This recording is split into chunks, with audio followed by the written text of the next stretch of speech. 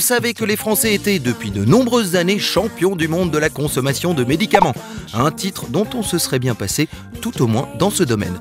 Voilà maintenant qu'une étude IFOP Capital Image nous révèle qu'un Français sur 10 craint la maladie sans symptômes. Ben voyons, alors là, c'est sûr, on va garder ce titre à vie.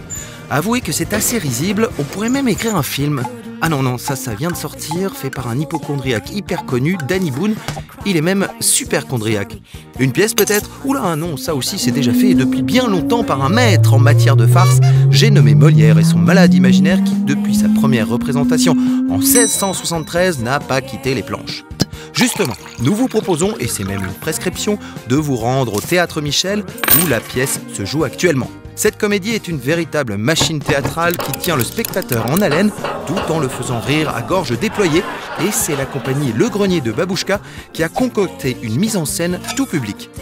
Bon, vous vous souvenez de l'histoire? Non? Alors, petite piqûre de rappel. Argan est un homme parfaitement bien portant, ce qui ne l'empêche pas de se croire très malade. Il entre en fureur quand on lui dit qu'il se porte bien.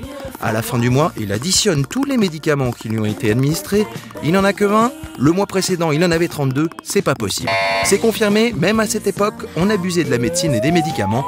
Le mal est beaucoup plus profond que je ne pensais. Maintenant, c'est sûr, on ne pourra pas lutter. C'est ancré dans notre identité culturelle.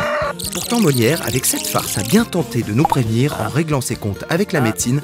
Rien n'y fait, on ne changera pas.